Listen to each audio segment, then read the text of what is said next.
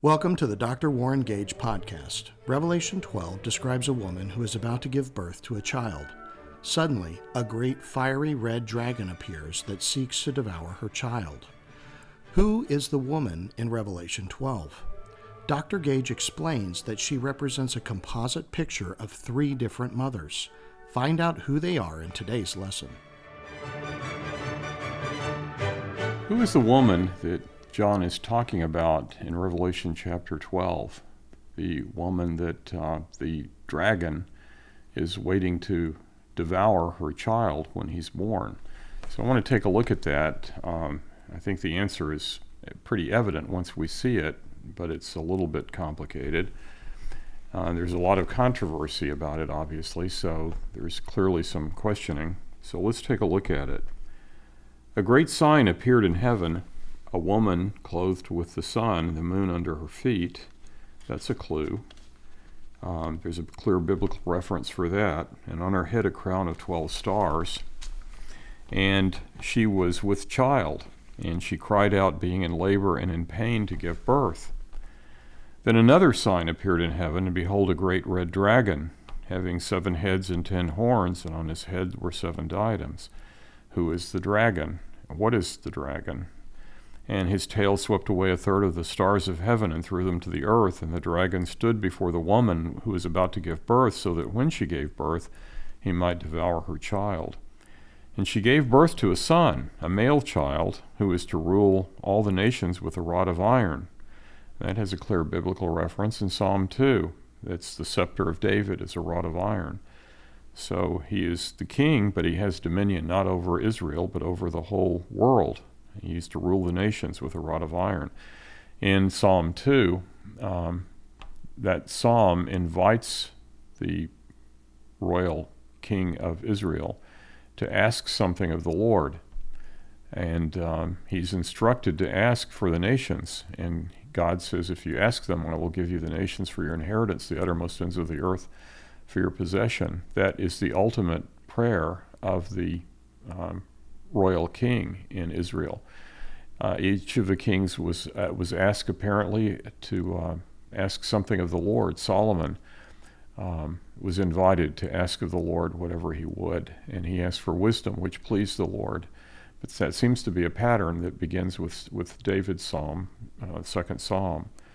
And in this case, the child that's born is to ask for all the nations. And the child was caught up to God and to his throne. When he's born, he's caught up to God and to his throne. That's a puzzle that we'll have to figure out. Then the woman fled into the wilderness, where she had a place prepared by God, so that there she would be nourished for 1,260 days. And then after that comes the war in heaven. So who is this woman that is so described, and how do we contextualize her role biblically? The key to the whole thing is the enmity of the dragon, and the dragon has to be interpreted too. When we think of a dragon, we tend to think of some creature like Tyrannosaurus Rex that walks on 2 hind legs, large hind legs, and has these 2 little arms in front. That's not what the Greek word means. The ancient root for this word, derkamai, means dragon in the sense of like you would think of a Chinese dragon. It's serpentine, it moves on its belly, and it moves through the street. And we call that we recognize that the Chinese dragon. And that's really the more ancient image that comes to mind here. The word that's derived from derkamai is drakon. And that's the word that's used here. It is transliterated almost literally as dragon. But again, like I said, I think that gives us the wrong image. This is a serpentine creature. And so the connection, the background to this passage is Genesis 3:15. The original, one of the original statements of the gospel. It's not the earliest statement of the gospel, but it's called the proto-evangelium because it is one of the early statements of the gospel. And that's the word that was spoken to the serpent by God himself in the oracle of destiny after the fall of man. God speaks and says to the serpent, and the animating spirit behind the serpent is is Satan himself. But God speaks to him and says that the woman will have a seed, and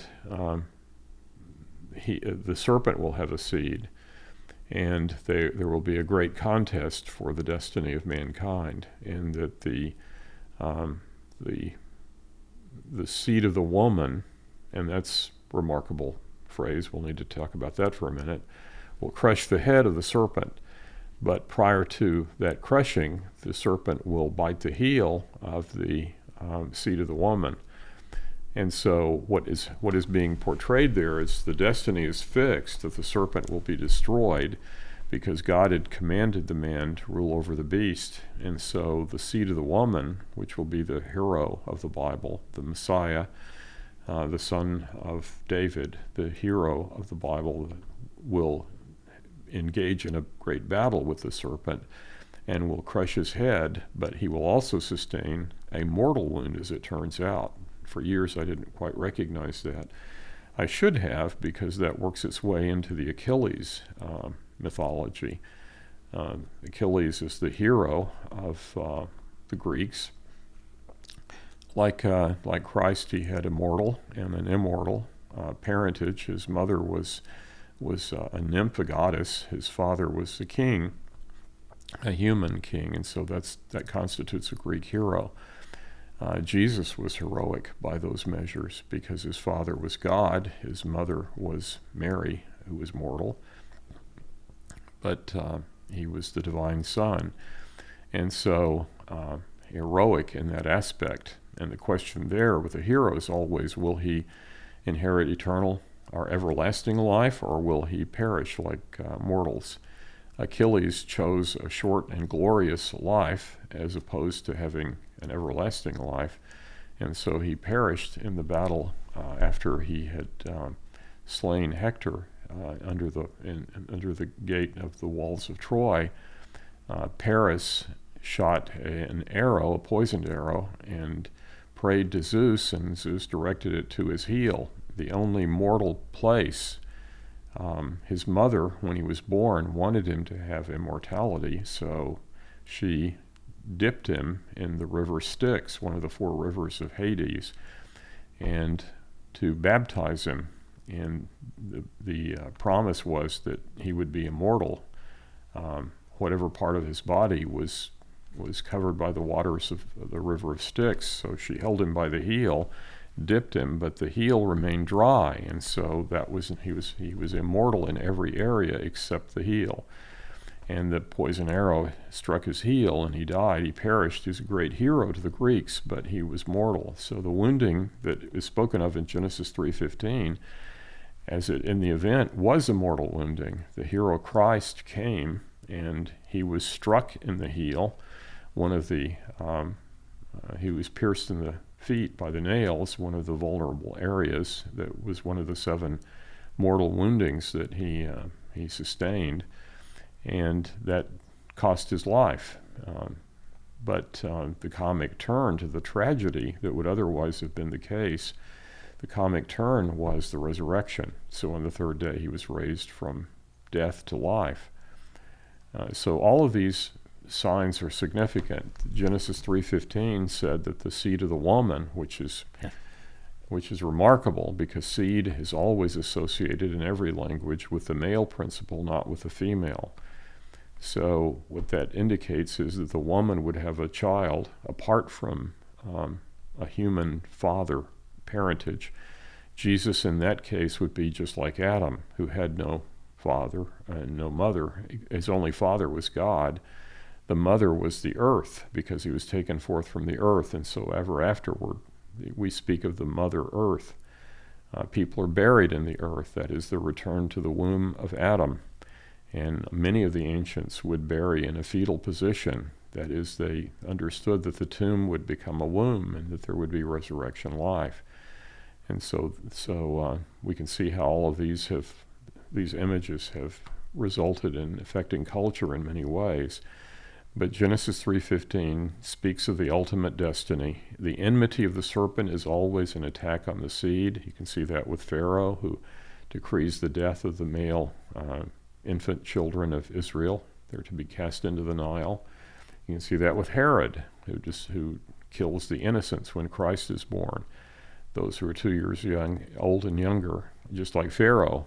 Aaron was spared that. He was 3 years older than Moses, but Moses was subject to it and would have perished had his mother not thought of a way and a stratagem that God used providentially to spare Moses' life so that he would become the deliverer given in that generation.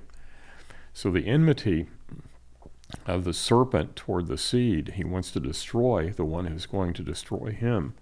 And you can trace that theme all the way through the Bible. It takes some fairly remarkable turns, too. In any case, and that would be for another time, we need to talk about that, because some of the enemies of the promised seed are not the ones we would expect. That would be at different times. It was even Abraham and Judah, as we can think our way through the history of redemption. So here a great sign appeared in heaven, a woman clothed with the sun and the moon under her feet, on her head a crown of 12 stars. This goes back to one of the dreams, the early dreams of Joseph in the Genesis narrative. And he dreamed that his brothers would bow down to him, and that dream is expanded. They were represented by sheaves of wheat. They would bow down to him, and in the event, they bow down to him when they're coming asking for grain from Egypt to make bread, that sort of thing. But he has another dream, which includes his mother and father. And his mother and father are the sun and the moon, and the 12 brothers are represented by stars. And all of them bow down before him, before Joseph. That was part of his dream. So what that would represent then is the mother of Israel. Israel would be that particular woman, the mother of Joseph. So it would be, in that particular case, that would be Rachel, who was his mother. But Rachel and Leah and their handmaidens are the ones who are the mothers of Israel, so the 12 mothers of the 12 tribes. So when he describes the sign of the woman clothed with the sun and the moon and the 12 stars, that goes directly back to the dream of Joseph, and it speaks of the family of Israel, the family of Abraham, from whom the seed was to come. So one of the mothers, the identification of the mother is that it's Israel. And she was with child, and she cried out, being in labor and in pain to give birth. Then another sign appeared in heaven, and behold, a great red dragon. The great and the red, the adjectives here is great and red. Red is bloody. The great red serpent, having 7 heads and 10 horns. And this brings in the imagery of the Hydra, that ancient creature that would have multiple heads, and you would take off one head and 2 more would appear. It's really a wicked serpentine image, showing the draconic evil. This term applied beautifully to the house of Herod. All of the heads of that house were evil, beginning with great Herod. But his sons, Archelaus and Antipas and Agrippa, they're all evil. Herod, Philip, all of them. So it was like a hydra, and multiple kings, and they're all crowned. So anyway, they have 7 diadems on their heads. Anyway, another sign appeared in heaven, and of course Herod the Great turns his wrath against the newborn Christ child. So we can see that enmity, wanting to kill him, even in the crib, kind of an idea. So another sign appeared in heaven, and behold, a great red dragon, having 7 heads and 10 horns, and on his heads were 7 diadems. And he shows enmity toward the woman who's about to bring forth labor and travail. And his tail swept away 1/3 of the stars of heaven and threw them to the earth. This is taken typically in Christian commentary to speak of the fall of Satan, which is the rest of the chapter, and the fall of the angel, and that he took 1/3 of the angelic host with him in his rebellion against God. So that's typically the way that's interpreted. And the dragon stood before the woman who was about to give birth, so that when she gave birth, he might devour her child. God had said in the Oracle of Destiny in Genesis 3:15, I will put enmity between your seed, speaking to the serpent, and her seed, speaking of the woman, and you will bruise his heel, but he will bruise your head. So the irony is the word itself that's being used. So here we see that in that oracle, we see the enmity of the serpent against the seed. He wants to destroy the seed before he crushes his head. And here, John is showing the fulfillment of that in Jesus. At the end of the Bible, Revelation here is echoing Genesis 3:15, showing how that worked its way out. And we know the nativity stories of Luke and Matthew especially, that shows how the Herodians wanted to kill the Christ child, even when he was a child. Now, in this case, the application of it means that there are two mothers. We've identified one of them as being Israel, and so the other mother is going to be Mary, who actually did give birth to the Christ child, the divine Son, Theotokos. He's the divine Son. She gives birth to a child who is divine. And so it's clearly Mary is one of these women that's in view here, and Mary is of Israel. So, but Israel seems to be drawn attention to specifically. I'm going to suggest that there are three mothers in view here, and that what we have is a montage, that the woman in Revelation 12 is really three women brought together. It's not unusual for John to do something like that. He's in the imagery of what he's doing. So, the seed of the serpent would be Pharaoh, would be Haman, it would be Herod. So there are multiple instantiations of these particular characters that come out of Genesis 3:15. So anyway, his tail swept away a third of the stars of heaven and threw them to the earth. And the dragon stood before the woman who was about to give birth, so that when she gave birth, he might devour her child. And she gave birth to a son, a male child, who is to rule all the nations with a rod of iron. That is, he will inherit David's throne. I've already spoken to that. His destiny is to rule all the nations with a rod of iron. Obviously, he's not devoured in his birth. And her child was caught up to God and to his throne. Now, this is another one, because the language here, he was caught up to God and to his throne, is not speaking of his birth, it's speaking of his ascension into heaven. And why is that? Why is his whole ministry subsumed under this? When the child is born, he's immediately caught up to God and to his throne, which speaks of Christ's ascension. And I think that gives us the clue to the identity of the third woman that's in view here. When it's ordained that Adam was a type of Christ, and Paul says that, uses that very language, and there are many correspondences between Adam and Christ. In Adam, we all taste death, but in Christ, those who are in Christ will have life. So there are many contrasts as well as comparisons going on there. But in this one, it's saying the child, when he was born, when the woman gave birth to him, he was immediately caught up to God and to his throne. So what's in view here is the womb of Adam, which is Mother Earth. When Christ came forth from the earth, as Adam had come forth from the earth in the beginning, when Christ came forth from the earth, shortly after that, 40 days after that, he ascended into heaven to the right hand of God. And so this is identifying the woman who gives birth as the earth itself, the mother of Adam and the mother of mankind in general. So what he's doing is he's giving a composite view. There are three women in view here, and this goes back to Genesis 3:15. What was anticipated?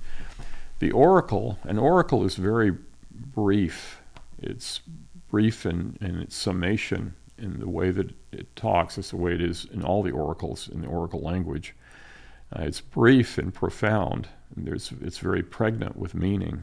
And so Genesis 3:15 is being exposited by John in Revelation 12 to speak of three women in particular. One is Mother Israel. The child was promised, the seed was promised to the house of David, that he would come ultimately from the root of Jesse, the royal family to whom Jacob had given the crown from the tribe of Judah. So the Messiah, the champion, the one who would bring life to the earth out of the death into which we'd come from the first Adam, the new Adam that would come, the hero, would be the one who was born originally of the earth. And I think we can see that would be the first mother. He will be born of Mother Earth. He will be a new Adam. He will also be born of Israel, the promise that was given to the house of David, that the Messiah would come through the line and lineage of David. That's clear in Psalm 110 as well. But he would also be the son of Israel. He would be the son of Mary. That's made very explicitly clear in the Gospels. Jesus was born of Mary. And so the three women that are in view are the earth, Mother Earth, Mother Israel, and Mother Mary. All of those, I think, are implied here.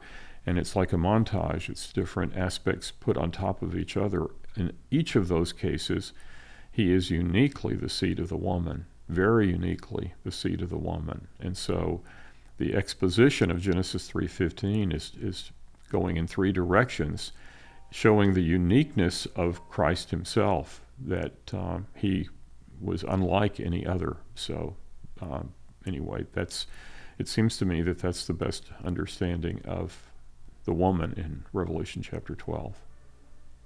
Thank you for listening to the Dr. Warren Gage podcast. If you enjoyed this message, please be sure to like and subscribe to one of our channels so that you never miss an episode.